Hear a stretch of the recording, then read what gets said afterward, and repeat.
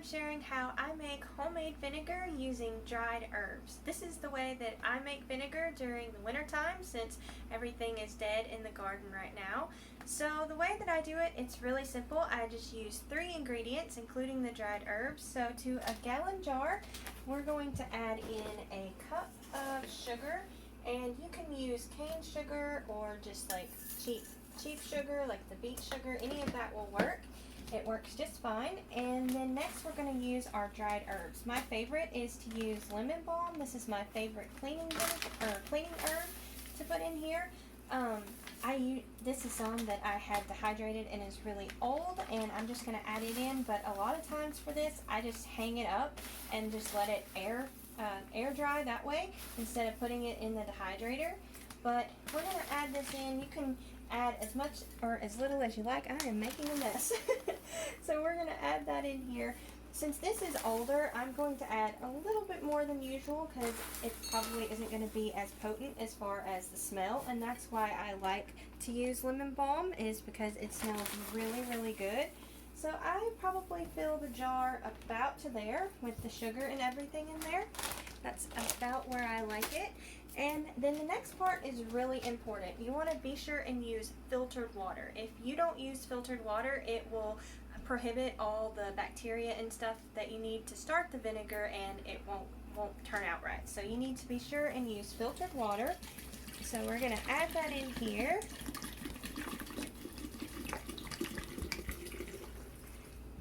And we may have to stir it before we get the other jar in here. That's the only negative to whenever you're adding the dry ingredients, is you just have to stir it a little bit when you're adding everything in because it'll float to the top. Oh, I added way too much. Okay, I couldn't tell where I was at.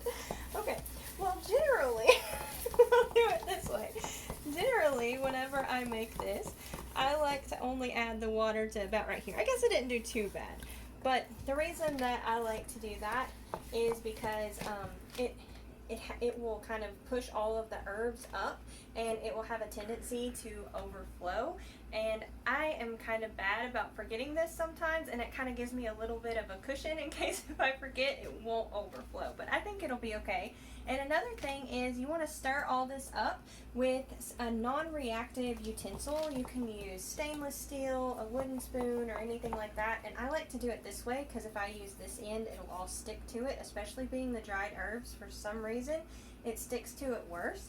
So I like to do it this way and just stir it up like this. And I totally forgot to get my my cover here. I'll have to do that, but we'll show you. These are ones I made yesterday, and it just worked out perfect. I guess that the video was meant to be that I ran out of water since we're having water issues here, but it looks really cool. This is what it'll look like on the first day. But what we're gonna do is I usually let this sit for 2 days before I stir it. But I'm going to go ahead and stir these, and then we'll start this one, and we'll come back and I will see y'all in 2 days. Okay, we're on day 3. I should have done this on day 2, but this is why I like this system. You have a little bit of a cushion.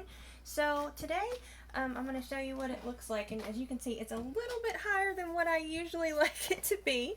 But I think this is the one we did yesterday because I filled it just a little too much. But what I like to do is make sure I stir this, and you want to be sure and push all the material down. And again, use a spoon or something like that that's non-reactive, but you want to try and get all that material pushed down as much as possible so it doesn't just lift it all up. As you can see, it had lifted it quite a bit.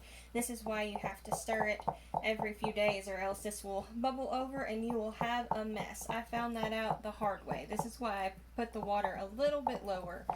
So I just stir it up like that and make sure everything's mixed really good, and I just add the lid, and we'll come back in 2 or 3 days, preferably 2 days. Hopefully I'll do better and we can get it at 2 days, but we'll see you then. Okay, we're on day 6 here with the vinegar, and we're gonna start. Do you see how it's getting all bubbly?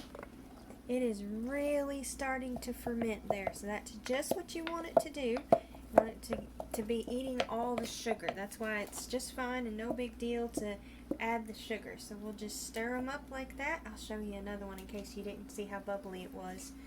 It's really nice and bubbly. There's a lot of herbs in that one. It's kind of hard to see, but it is doing really good, and we will see y'all back again in 2 days.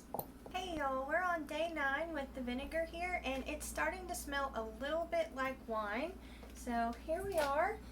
You can see all the herbs have soaked everything up, and it is still really, really bubbly. And we'll just make sure and get everything stirred up, and it's doing really good. This is the one that I did whenever I showed you. I overfilled it a little too much, but it's still okay. And we'll just stir it up, and you can see all the bubbles and get all that herb below the water line there. And I will see y'all again in just a few days. Hey y'all, we're on day 12, and I'm going to show you what the vinegar looks like. This is the one that I overfilled, so it is pretty high, but if you can see, it is still really, really bubbly. So we'll just push all the herbs down like that and get it all mixed in, and it is really starting to smell like wine now. It really does. So I just mix it in just like that, and we'll show the other one too. Now you see how it's got this white stuff on it like that? I think a lot of people think that is mold, and that's actually the mother trying to form. So that's not mold. That's, see how it holds together like that? It's the mother that's forming there. So that's what I wanted to show, that y'all can see that, and then we'll just mix that up. But I think a lot of people think that's mold, and it's literally just the mother starting. So we'll do that, and we will come back. I'm not sure exactly when I'm going to do this again. Whenever I reach around the 14-day mark, I generally wait and stir it every 5 to 7 days. So that's where we'll end up doing it, is in 5 or 7 days. We'll see you. Alright y'all, we're on day 19. And as you can see, it's really starting to grow a mother here. I know that kind of, people might think that's mold, but that's actually the mother growing there. And it's starting to smell less like wine and more like vinegar. I'll show you this one. This is the one that I added a little bit too much to, but it's still doing good, nice and bubbly. And what I do is I just stir them up really good, and I will come back and stir them again in about 5 more days. So we'll see you then. Hey y'all, it's day 25, and this is really starting to smell like vinegar. It's still a little bit bubbly, and it is getting really, really strong. So I'll show you that, and then we've got a pretty good sized mother growing here. You can see it. I think it's so cool to pull them apart like that. But that's where we're at, and we will see y'all again in about 5 to 7 days or so, and we will be all done. Hey y'all, we're on day 32, 33, something like that. I'm a little bit behind, and this is what our vinegar is looking like. This is the one that I overfilled, and I know that kind of looks like mold, but it's actually the mother starting to form there. So we're going to go ahead and stir it, and you see how it's still a little bit bubbly like that? You can let it sit a little bit longer until it's not bubbly, but if you leave it like this and leave it bubbly, whenever you put it in your other containers, you need to be sure and like burp it or open it, because it will build up pressure still whenever it's at this stage with the bubbliness. I've had these really expand like this, and be super careful if you're using a glass jar. Also, another tip, if you are using a glass jar, maybe you, well, whenever I first did this, I didn't know that you can make the vinegar in the winter time. So I made a whole lot at once. I made like over 20 gallons to get me through the winter, because I didn't know that I could make it like that. So what I did is I made a whole lot at once, and unfortunately I learned that this will happen to your jars if you do that. So if you're going to make this and make a whole lot, which you don't have to do now that you know you need to make dried herbs, but if you're going to store it in a glass jar at all, I like to use these little sandwich bags. They work great, and I just put that down to protect, just like that, and it keeps your jars from getting more damaged like this, or damaged at all. So that's what we're going to do there. And another thing you can do is you can test the vinegar.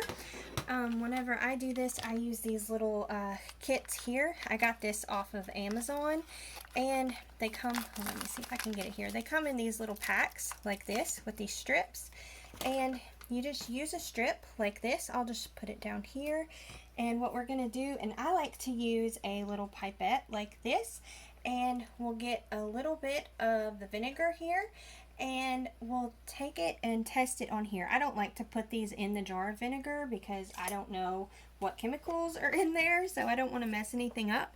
And you can see the percentage that it's at there and see whether it's the percentage that you want. I have not been able to get any different than 5. Usually mine's always around 5, so, and I think that's what you get in the store, so that's pretty good to be like that. So after we're at this point, the next step, we need to drain it, and I just use a colander like this, and I always make sure I have 2 bowls because we need to put the colander somewhere. So I drain it like this, and this is actually a lot easier to do with the dried herbs than with the normal herbs from the garden because I leave them in really big chunks, and these are actually a lot smaller, so it's really easy to do. So we'll drain it like that, and this actually smells pretty good. It's not like just vinegar. It's got like a lemony smell because I used the lemon balm, and I forgot to get another sieve here, so let me do that. And then we're gonna just go ahead and pour it into this jar here. Hopefully we'll see how well we do. Thank you. And we just pour it in like this. See what I'm doing here? Oh, wait. I knew I was gonna do it. I'm a messy person. Clumsy, so this is not a good fit here. Okay, so we're gonna pour this in, and then you'll see what it looks like without all the herbs in there.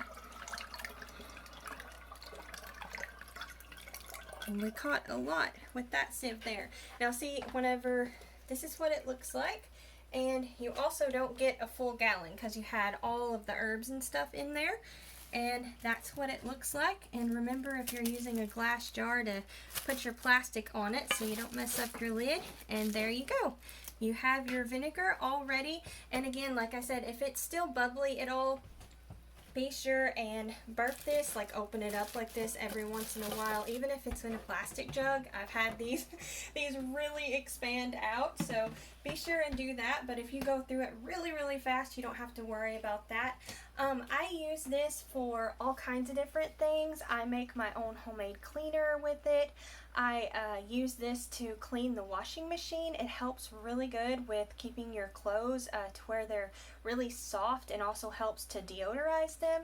Another thing I do is I use it to actually clean the washing machine, and it really helps to soften hair. If you have pets and you have a lot of hair in your washing machine, it works really great for that. But we really love making it this way, especially with the lemon balm. It's our favorite way. So I hope this helps. Thank y'all so much for watching. Don't forget to like, comment, and subscribe. Y'all take care, and we'll see you next time. Bye!